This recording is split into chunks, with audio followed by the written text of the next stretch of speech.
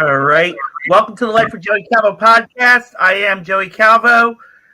Please continue to help the victims of the Texas floods and the California wildfires. They really do need our help. Today I have Andrew Robinson. He is a published author who has 3 books out currently right now and has a writer's support group and does lectures on various subjects concerning writing. So, Andrew, welcome to the podcast. Well, hello there. Thank you so much for having me. Okay. And so tell us about Andrew Robinson. How did Andrew Robinson become Andrew Robinson, the author? Well, it was years ago. I was working as a civil engineer, my glamorous day job. And I had this creative outlet or creative side to me that needed an outlet. And it's like when you're writing drainage reports for a civil engineering project, you can't get very colorful. You can't talk about the rainwater shall cascade gently down into the retention pond under the moonlight. No, that just doesn't work for the reviewers. And with my first work, it actually grew out of a number of elements. Again, by civil engineering, I was reading one of the trade journals that we got in our office, and it was talking about a brand new development in civil engineering for surveyors, this GPS camera that would allow surveyors to take a photograph, and then it would be stamped with the date, the time, and the GPS coordinates, the exact location. And I thought to myself, man, that'd be cool for like a murder mystery. Some guy's been killed and they have no idea who did it. And then along comes this surveyor who was taking pictures nearby. And in the background of one of those photos, hey, there's someone who shouldn't be there. Someone who had an alibi that he was hundreds of miles away when his dear uncle, whatever, was brutally murdered. And now he's inherited his whole estate. Mm-hmm. And so I thought, wow, I could make use of that. And then another event happened. This one was kind of a sad one in terms of my family. We had to sell this little cottage that my brothers and I had inherited from our father and from his parents, a little cottage on the island of Martha's Vineyard. And it was like just a little summer place, but times were tough and we couldn't afford to keep it. Property taxes, the upkeep was just too much. And I was really saddened by that. It was like felt it as a real family loss. And so I put all the emotions of that loss into this idea of a story of man being murdered and then somehow this GPS camera being a part of it. And I was desperately trying to come up with more plot elements. Well, lo and behold, I had this dream about the singer Paula Abdul. Mm-hmm. Nothing dirty, mind you, tragically. Yeah. But she was in this. She was talking about the fact that she was doing this brand new movie, one of these Lifetime, sappy love stories where she plays a record executive from L.A. Real stretch, huh? Mm-hmm. And she goes to Captiva Island, which is this little island off the coast of Florida, near where I was living at the time. Right. And she stays in a B&B and has a nice vacation, and she falls in love with the man that runs the B&B. But he has kids and he's a widower and he has his elderly mother to take care of, so he can't leave, and she has to go back to her life. And so they break up at the end, but then at the airport she changes her mind and drives back, and he changes his mind and drives to the airport, and they meet on the causeway and profess their love for each other. Mm-hmm. And the violins come up and the sun sets behind them. Mm-hmm. Embrace, fade to black, roll credits. Yeah. And when I woke up, I told my wife this dream, and she said, "Well, what are you going to do? Write a romance?" And I was like, "Well, she's right. What am I going to do with it?" But then I started to think about, okay, let me make some changes. Okay, she's not a record executive from L.A. She's a homicide detective from New York City. Mm. She doesn't go to Captiva Island. She goes to Gosnold Island. There we go. I'll invent a location. There we go. Okay. And she stays in the B&B and, meets the man and the kids and the elderly mother. And then the murder takes place. Mm-hmm. And as it turns out, right at that same time, there was a news report about the island of Martha's Vineyard. Again, this summer place that I'd grown up and spent my childhood on. They had a report that the first verified first-degree murder had taken place on the island in its whole history. Mm. Now, people have been living there for like 300 years. So, I mean, wow, first murder. And it just got me thinking, now, how would a small community like that react? How do you deal with a violent crime like that when you've never had that before? Mm-hmm. So it was like, geez, okay, so she's on the island for vacation. This murder happens. She investigates it, and then of course the denouement, as the French say, the big reveal, the resolution will be. They find these survey pictures, Mm-hmm. And so along the way, I just started slowly building the story with all kinds of different characters. And I worked in, of course, red herrings. And I took, because it was a fictional island, I was able to, of course, build my own location. And I literally drew a map of this island because I was like, okay, I got to make sure I know where are they going and what's happening. And I had just incorporated tons of different things from like the Martha's Vineyard and Nantucket, and I even contacted the people on the island of Chappaquiddick, which is this little tiny island nearby. I mean, it's even small. They have like a permanent residency of like 50 people. Yeah, I think it's all Kennedys, I believe. Oh, Kennedys. I wouldn't be surprised. Yeah. Although they're more Chappaquiddick, Yeah. Or at least they used to be. I don't know. That place is kind of gives them the heebie-jeebies now these days. Yeah. But I think the Kennedys lived in Chappaquiddick. Yeah. A long time ago. Yeah. But anyway, that was my first story. And just as a little side note, I was just signed a contract to finally get that book published. A publishing firm in London, of all places, thank goodness, has just offered me a contract, and we're starting the editing process. Mm-hmm. Well, congratulations on that. Yeah, and so you also do like a lecture series on writers. Can you explain about that? Well, yes, yeah. A couple of years back, I got involved with here in Florida. We have what's called the Florida Writers Association, FWA, and it's a nonprofit group. Our motto is "Writers Helping Writers," and I've started attending the local chapters. They have a monthly meeting, and they have a guest speaker who comes and talks about different aspects of writing. How do you build a character? How do you do a character arc? How do you promote your book? Writing a good query letter to catch the eye of that, agent that you want, that type of thing. And so I learned a lot from that. And then a few years into being a part of the group, of all things, I got the opportunity to start publishing books for people. I had this, I was doing freelance writing, and I had this writing client who had said, okay, I'm hiring you to write this book for me, and then we're going to put it up on Amazon as a Kindle and sell it for 99 cents a copy. And I'm going to do this big promotion, so we'll sell hundreds and thousands of copies, because, hey, if, you sell 500,000 copies, even if it's 99 cents and, your royalty is half, that's still a good chunk of money. Well, I didn't know how to. It's like, how do you publish a Kindle? I had no clue. So I figure I'm working on this book for this guy, and let's see, what can I do to figure out how to do this? Well, by this time I had written a number of other books, and so I thought, okay, let me take one of my books and put it up on Amazon as a Kindle and learn how to do this. Okay, so when he's ready, boom, we can do this, and I'll be a confident expert on the process.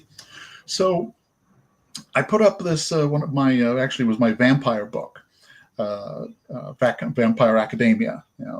And when I was all done, the computer asked me. They said the website asked me, "Do you want to put this up as a paperback as well?" And I was like, "I can do that? Really? How?" And so, well, they directed me to that portion of Amazon that did the process. and went through quite a few iterations of it because, well, my book wasn't in the right format. I didn't have a cover, I didn't have a blurb for the back, all these different things. So, but when I was all done, boom, it was up on Amazon as a paperback. And I was like, wow, geez, I did it. And I told my wife about this and the process. I was like, man, this was really tough to do. And she thought about it, said, geez, we know a lot of people in the FWA who have good books, and would love to get them published. Mm-hmm. But they don't know how to do this.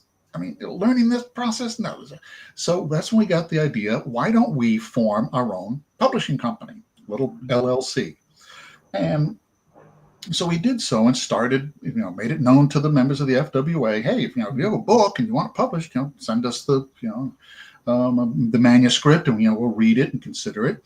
And of all things, our big thing turned out to be mainly children's books, picture books and poetry books, things like that. Those were very popular. Mm-hmm. But in doing that, I started to learn, geez, what should I be looking for, in a book that tells me it's got potential? And I thought about all the times I pitched a book to a literary agent. And you always ask the classic question, what are you looking for? And their response is always the same. Oh, I look for good writing. Mm-hmm. It's like, well, what does that mean? Yeah. And now as the publisher, I'm telling these authors, I look for good writing. And I suddenly realized, geez, you know what? I got to define what that means. Mm-hmm. And as I read some of these books, I started to get a handle on that. So I got the idea, geez, why don't I attend one of these chapter meetings and tell these people, when an agent is telling you they're looking for good writing, this is what they mean. Your story's got to have tension to it. You got to have conflict in it. You have to have challenges for your characters to overcome, yada, yada, yada. And so I kind of put it together as a little mini lecture. Well, I did it at one of the for one of the groups, and it was very popular. I had several other people come and say, geez, could you come and talk to our group? Because, man, that was golden. And so then it just kind of built from there. It's like, well, okay, all right, how to properly write a book for this. How about writing a screenplay? Because I had gotten involved in the local, what they call the indie or independent film production in Orlando. In fact, I'm working with a group now called All the Line Studios. And they're specifically, just a little independent film company, and they're just flying by their seat of their pants. But again, it was like, okay, writing a screenplay, get it in the proper format, because some of these people that were bringing writing to me, they would do that. Oh, I've got a screenplay. Oh, I have an idea for a TV show. And I would look at it, it's like, guys, if you're going to pitch this to like a producer, it's got to be in the right format. They get pitched dozens of stories every day. And if you're not in the right format, they're not even going to look at your stuff. You've got to at least do that, Mm-hmm. And then it was like, geez, I'm doing, getting involved with another group called the Egos. And they're a television group. They do what they call skit comedy. I don't know if you remember the old Carol Burnett show or Jackie Gleason show from years ago. Oh boy, do I remember it! Oh, you remember? Okay, I'm up there. Let's just say it this way: I grew up watching Lawrence Welk, Carol Burnett, Red Skelton, and no, I'm not that old. But I used to see. They used to show in syndication off and on Rowan and Martin's Laugh-In. Oh, mm-hmm. Yeah, and then going into Saturday Night Live and Mighty Python and all that stuff. Yeah. There you go. These little 5-10 minute skits. Yep. And even Benny Hill, especially Benny Hill. Oh yeah, I loved Benny Hill. Some of his stuff. Oh my goodness, I just roar with some of that stuff. But anyway, that's what the Egos do. So I started writing for them, and again, just these little skits, 5-10 minutes. And a couple of years back, they decided to go real big. They did a Halloween special. Okay. And for that one, I adapted one of my unpublished children's books. It was called Heidi Haunt, the Living Zombie. Right. And I got the idea, frankly, because, World War Z and The Walking Dead, zombies sure seem popular. Yeah. How about doing a zombie story that kids could enjoy? Yeah. And so it's the story of this little girl who lives in Zombie Town, and she's an outcast because, well, she's alive. It's like, oh, such a disgrace to the family. Oh my goodness. And so she goes on this quest in order to become normal, Yeah. And she has these funny encounters with ghouls and vampires and giants, all this kind of stuff. Mm-hmm. And so I adapted it, and they did it in their for their Halloween special. And actually, you can see it on YouTube. You do a search, Zombies in the Antique Shop. And but again, it taught me about, if you're going to do for television, you have to have the right format. You have to do like a treatment. And so once again, that became yet another lecture subject. Mm-hmm. So it's like, geez, every time I learned a new thing, screenplays, television, whatever, I would create some little lecture subject and say to the FWA group, hey guys, I could come in and talk about this. Mm-hmm. And so over the years, I've got quite the little library of different things. To be able to talk to people about. Okay. Have you thought about doing in reference to this group? Have you ever thought about the next time they ask you to do a Halloween type thing or a sketch comedy, like a superhero type one? Oh yeah, they've toyed with a number of those. For this upcoming season, they were asking for two different the two different themes they have are AI and kind of science fiction / superhero type things. Yeah.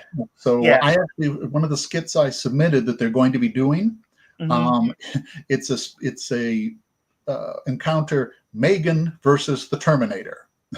Oh, jeez. And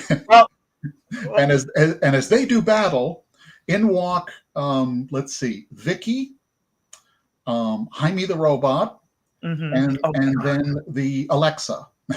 Oh God, are we talking Jaime the robot from Get Smart? The late Jaime the robot? Yeah.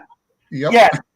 Yeah. I used to watch Get Smart. So when you mentioned Jaime the robot, I'm like, okay, yeah, he just passed away recently. Matter of fact. That's true. Yeah.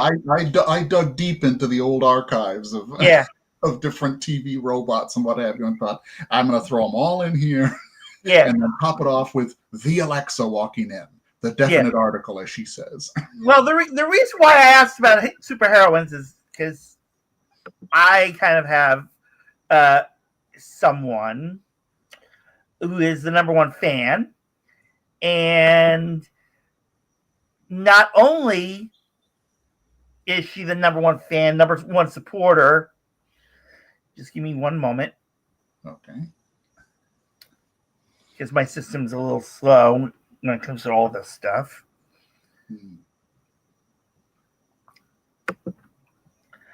And in reference to, like you said, in reference to superheroes, she is fan, supporter, and usually once in a blue moon, if I'm lucky, I get questions. So I'm going to introduce to you. And so if in the future you ever need some assistance in reference to another superhero or superheroine type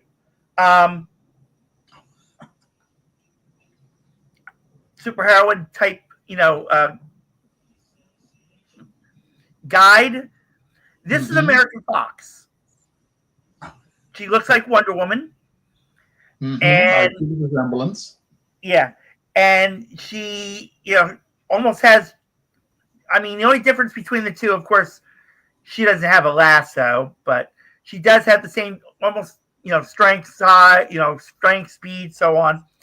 But if you decide, you need, like something superheroine wise, and you're interested in getting the, maybe, using her as a guide in reference to it, just let me know. And I'll be happy to hook you up with her. Okay, I'll keep that in mind. Yeah. Because where is she located? She is in Texas, believe it or not. Oh, okay. Yeah. Actually, the producer of the Egos, he's based out of New York City, but I do know he went to Texas for some reason. I think it was like a Comic-Con type thing, Yeah. convention. Yeah. And so, I mean, there's possibility of him, doing some shoots down there. So, Yeah. who knows? Yeah. So, I mean, like I said, if like I said, you want to use her as a reference, just let me know, and I'll set, I'll connect you directly to her in reference to that. Okay. So, all right. So I had to bring that up, like I said, because I'm a big Wonder Woman fan. So that was the other reason why I attempt to ask that of authors only because, do they break you write like you were saying you wrote about this homicide detective from New York that went to Chappaquiddick, or well, you know what I mean. That's what I call it. But you know what I mean in reference to it. But and sometimes they're like, oh, let me I've wrote so much about this, let me check into something else. So that's why I asked that question in reference to it. And seeing how some authors like to expand in reference to their writings. So that's why I asked that. And and being that you do that for sketch comedy, I mean, if you wind up doing another one, like I said, and you need a reference point, like I said, just let me know, and I'll be happy to assist you with that. So what's next for you, Andrew? Well, I mean, right now, as I said, just signed the contract with this London publishing house for Murder on Gosnold Island. Okay. So we're starting the editing process, and that's probably going to be 6 to 8 weeks of them butchering my baby, and then me having to stitch back together whatever they send me. That's pretty normal. Also, I've been working with my other publisher, Champagne Book Group, out of the they're Seattle, and they have published my other books, two of my time travel books, and I'm working on the third. It's a trilogy. And then they also published my teen vampire book, which I always stress is not like Twilight. Okay, all right. It is not a sappy love story.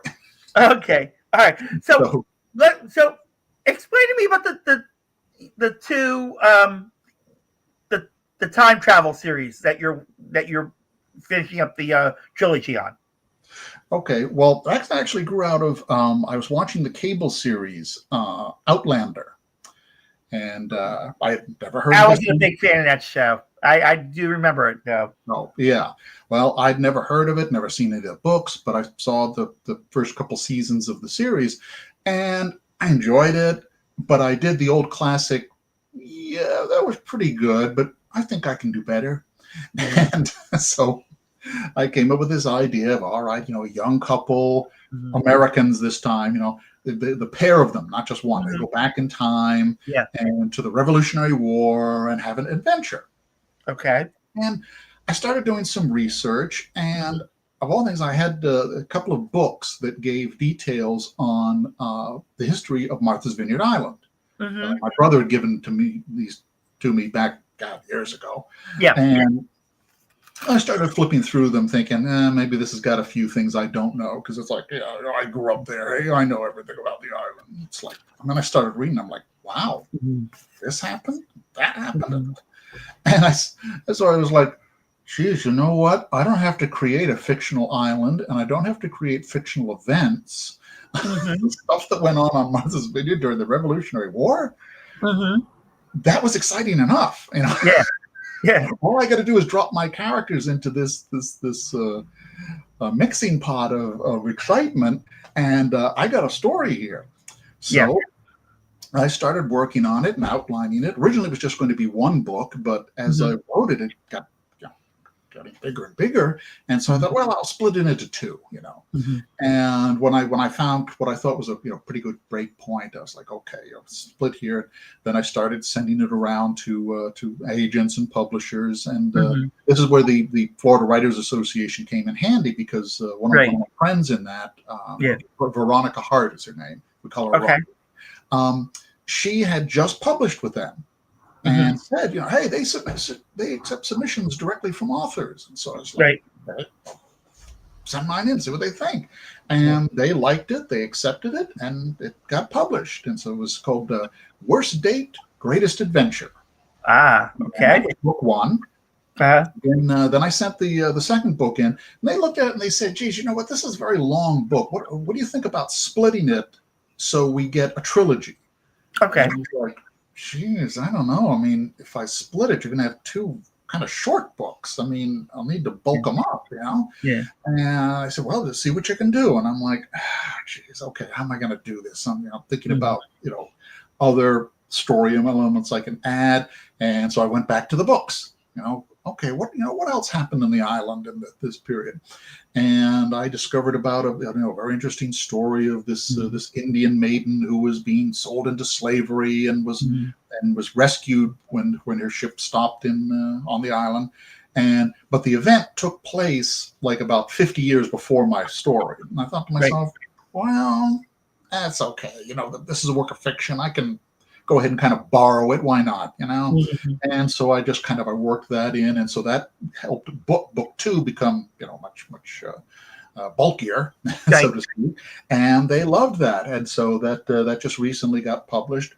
And now with book three, it's like, again, I've found some story elements and historical things that I feel, okay, I can work these in, and we'll flesh this out. And so book three will be a little longer, and this will be and let's see. So the second book was Worst Date, Greatest Challenge. Right. The third one's going to be Worst Date, Greatest Battle. Okay. And all right. I'm going to incorporate some action events into the big climax of the series. Okay. All right. And then you had mentioned about you did a book on a like a teenage zombie. And you said you did one on a teenage vampire. Can you explain a little bit more on that one? Sure. With the vampire ones, that again, that's classic me. I see a movie or TV show and I get ideas. I had watched this movie, I think it was called like Daybreak or Daybreakers, where it presented a world where vampires were real and they were caused by an actual disease. And so, not some curses or anything like that. There was a biological reason for it. Yeah. And in the movie, the vampires the virus has essentially completely gone around the world, and like 90% of the world's population are now vampires. But beyond that, they're perfectly normal. They get up at daybreak. They go to work. They stop at Starbucks for their coffee, which has to have blood in it, or they can't drink it. Right. And their biggest problem is that, well, geez, since so many humans have been turned into vampires, they're dying of starvation. They need a food source. Yeah. And so I thought, okay, that's an interesting premise for a story, treating vampirism as a disease. And then of course there was the movie Underworld, which did the same thing. With Kate Beckinsale, yep. Yeah, there you go. But I got to thinking, it's like, I didn't like the way they presented it. I'm thinking to myself, if a virus like that really did come about, how would it really manifest? For one thing, in the Daybreakers movie, we see that vampires don't have a reflection. Right. And I'm like, wait a minute. Okay, yeah, that's the classic, Bela Lugosi Dracula story. Right. But come on, how would a virus make you invisible?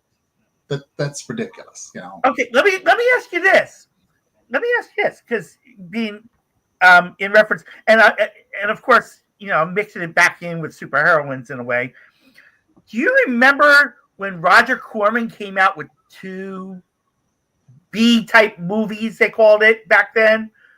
One was Black Scorpion, and the other one was Vampirella with Talisa Soto and oh God, he's on tour. Oh my God. Lead singer of the Who. Roger Daltrey. There we go. Oh, okay. Yeah. They came back. But you saw them on like HBO or Showtime. They showed it late at night. Okay. Like, this was back in This was back in the 80s. Like 88, 89, maybe 90. Because, matter of fact, it was in 90 because it's about to turn like 30 soon. But it was about a vampire, a female vampire who had a source to stay alive, so she didn't attack she didn't, like, when she came to Earth, she didn't suck on human blood. Mm-hmm. And but what happened was Roger Daltrey played Vlad, who was an evil vampire who killed her stepfather in the movie, and then was trying to rule the universe, kind of, and went to Earth. And so Vampirella went to Earth to stop him, but she had a little thing on her arm with little vials that prevented her from sucking on human blood. Huh. Okay. Like you were saying about in reference to vampirism as a disease. Yeah. So it just made me think of that. So that's why I mentioned that. Of course, it got to the point where in the movie they removed that source, and she had met a human. Matter of fact, he was a police detective, no less. Oh. And so, of course, she's telling him, like, get out because being that she didn't have that source to not, want to suck his blood, she was like, if you don't get out of here, I'm going to, suck on you, Yeah, I'm hungry. Dinner time. Yeah.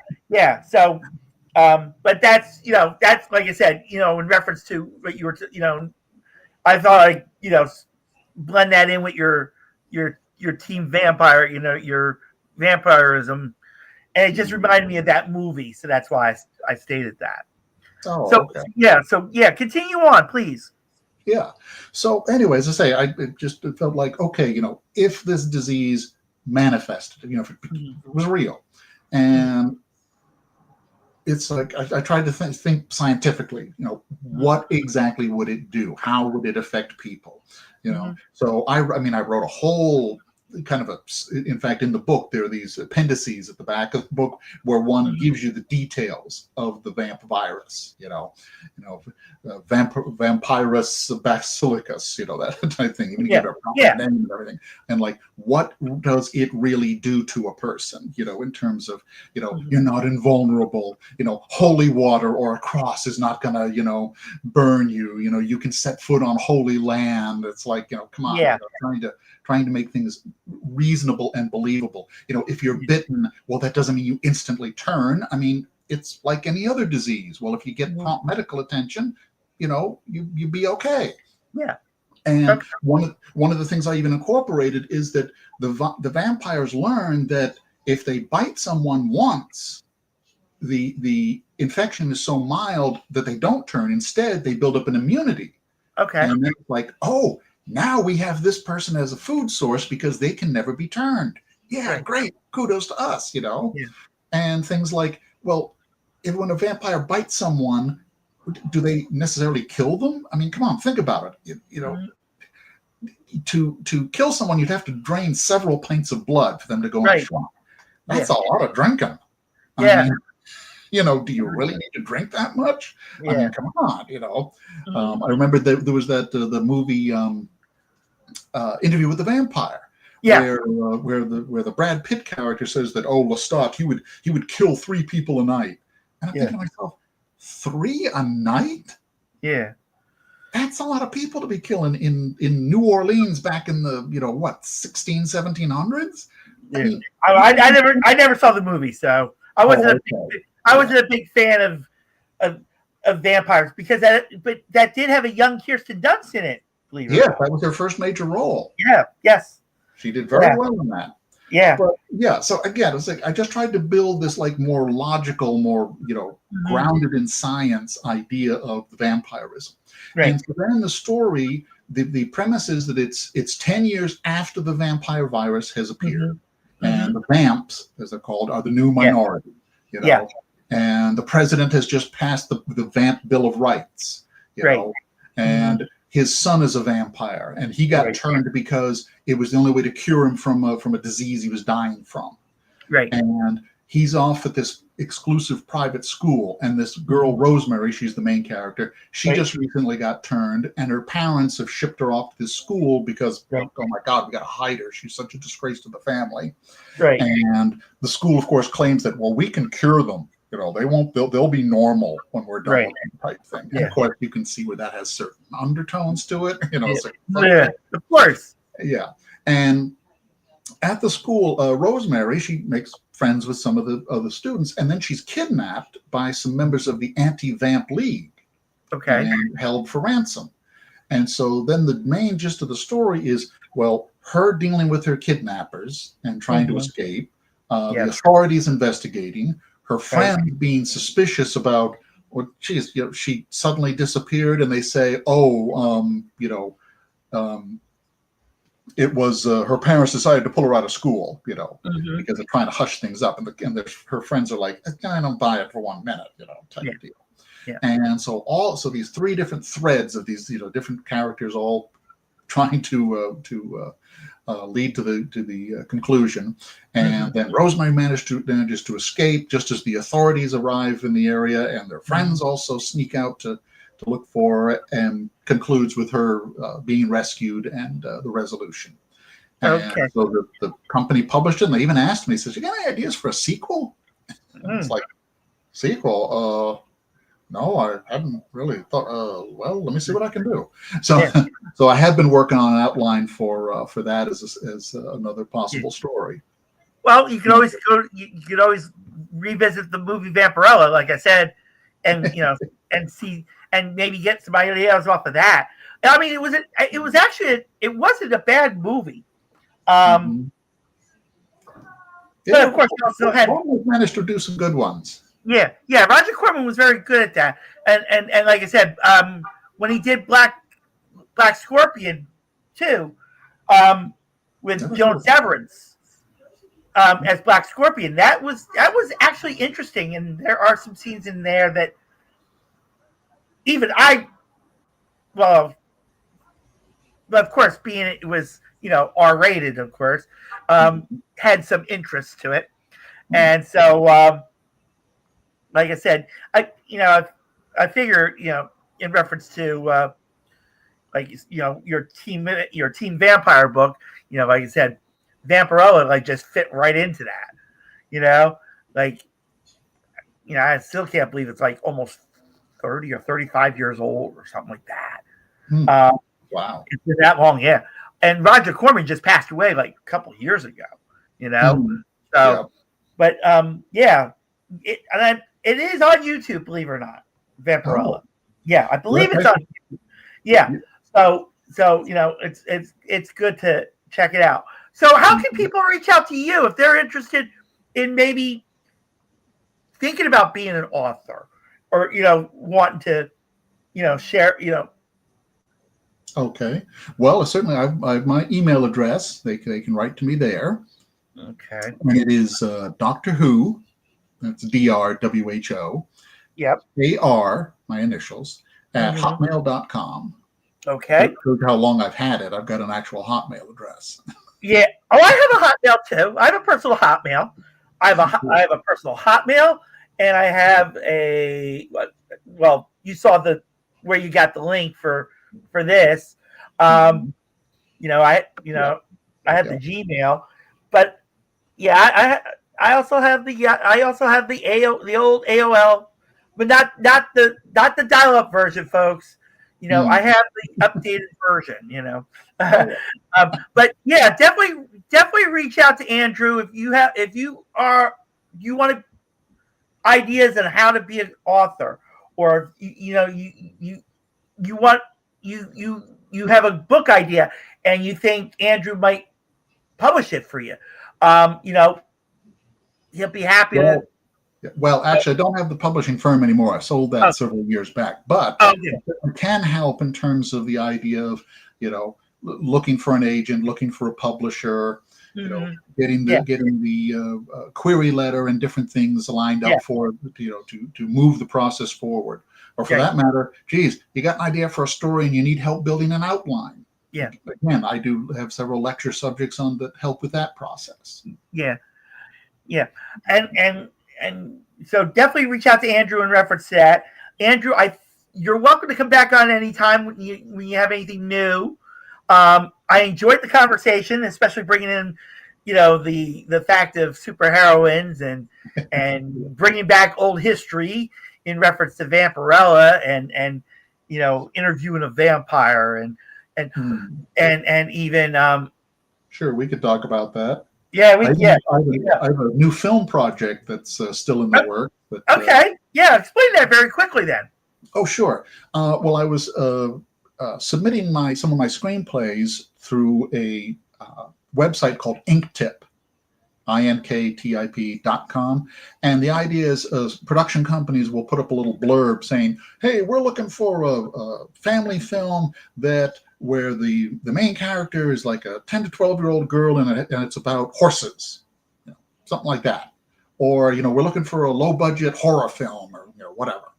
And so anyway, I submitted one of my scripts to this company, and I got the usual rejection letter.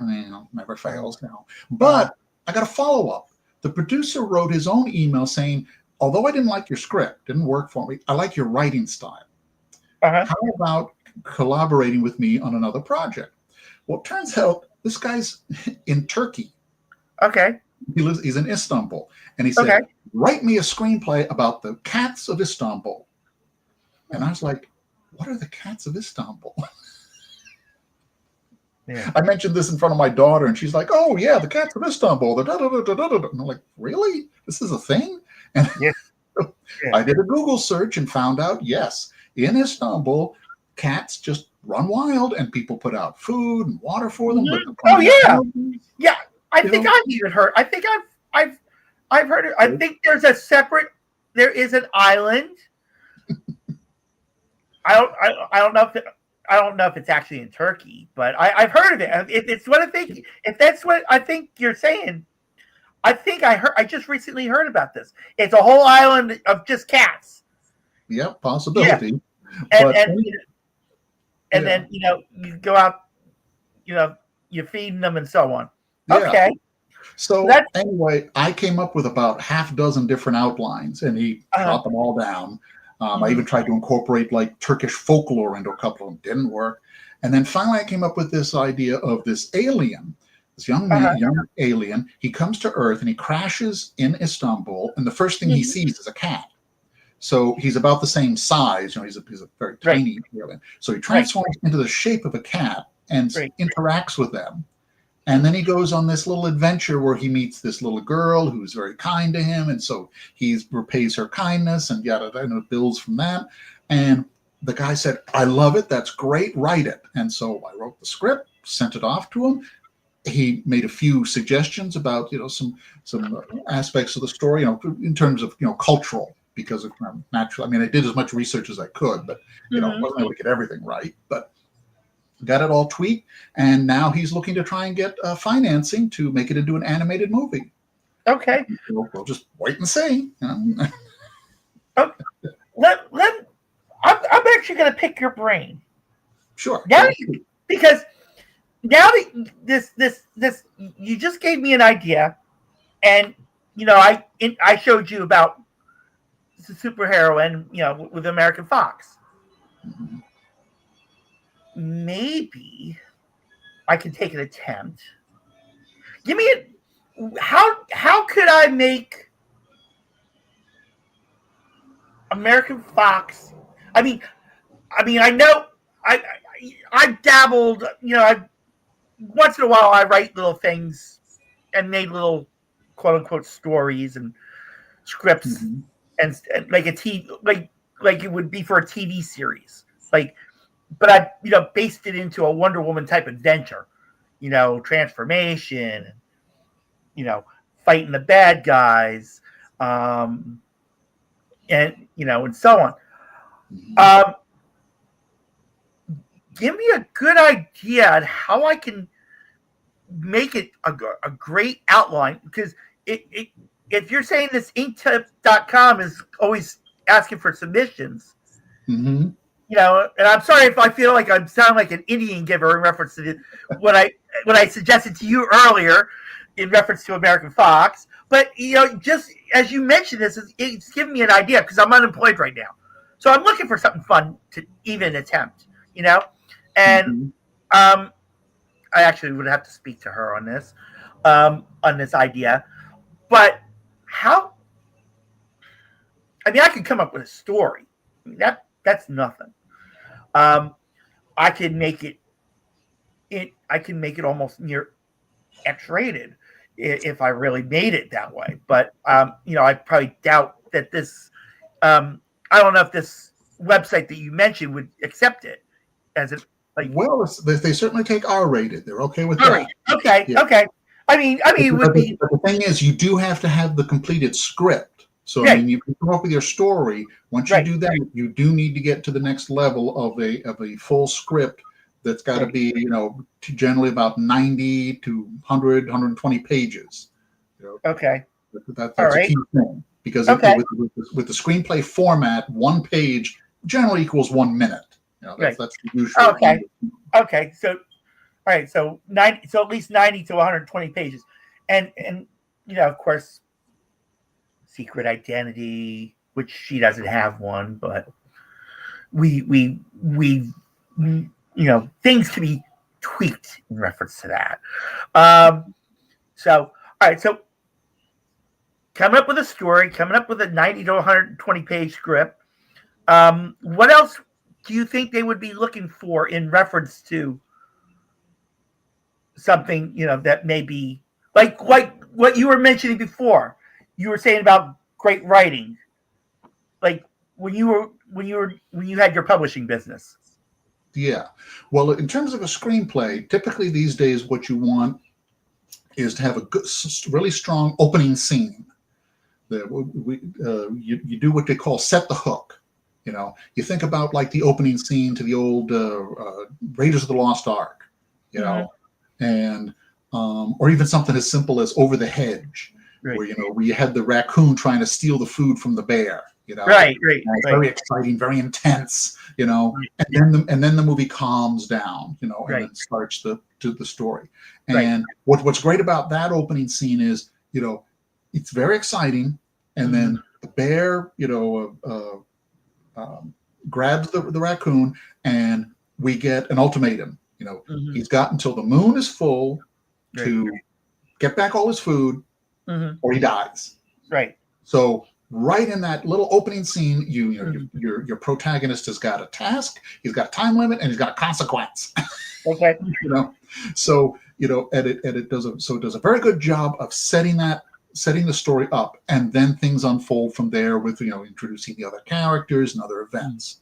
So you want to set the hook in the opening scene, and then you want to plot out your story. How is this going to go in terms of you've got to come up with some excitement, and then you can calm down, and then up again with excitement, and build to some sort of climax, whether it's a battle or some type of resolution. Doesn't necessarily have to be a battle. I mean, you look at something like Spirited Away, hugely popular movie. I mean, it concludes with Chihiro essentially passing a test, is what it comes down to. Identify your parents. Well, none of those pigs are my parents. Boom, she passed. So not exactly some climactic battle, but still, it's building to some sort of resolution, and then the story concludes. So you want to think about that. It's like, all right, you're going to set your hook, and then what is going to happen with my character? This Superwoman or Wonder Woman type character. Where is she going to go? How is she going to develop? Right. You know? So looking at character arc and character story and the plot points. Yeah. Okay. And then once you have the finished screenplay, the other thing that ink tip they're going to want is the because initially you won't be submitting the script. What these production companies are going to want is you do a little, almost like a cover letter, saying hi, like there, a summary. I'm sorry. A summary. Yeah, you do that. That's the synopsis. But they're going to want almost like a letter of introduction, where you just say, dear sir, or I guess they give you a name, dear Mr. Such and Such or Miss whatever. Saw your request for a superhero movie. Well, I got a brand new one, and this will really knock your socks off. Yada yada yada. Then they're going to want what they call the log line, and that's like a little one sentence that describes your story. And the log line, it's got to be very brief. So that, you want to think about, look at something like Gone with the Wind. Right. That's a pretty huge epic, but you distill that down into one sentence. It's, star-crossed lovers, deal with the love and hate of their relationship against the backdrop of the U.S. Civil War and Reconstruction. Right. Boom. That's it. That's your log line for Gone with the Wind. All right. Then you're going to need a synopsis. Yep. And that generally want that to be about 1 page, because you'll cut and paste that into the submittal. Right. Then you're going to want your credits. Right. Your essentially your resume. Right. And you may not have a huge library of writing that you've done, but hey, whatever you got, you put it in there. Well, actually, if I did this is it would be my first one. So, I can understand that, but you would want to put in there that I've been writing short stories for the last 20 years, and yeah. I mean, you got to come up with something, Yeah. Like I could say I've been writing this short stories about Mary Poppins, I just don't have this. I just don't have them anymore because I deleted them a long time ago. That was the bad thing to it. Well, I had a college English professor tell me that a resume is a piece of credible fiction. Okay.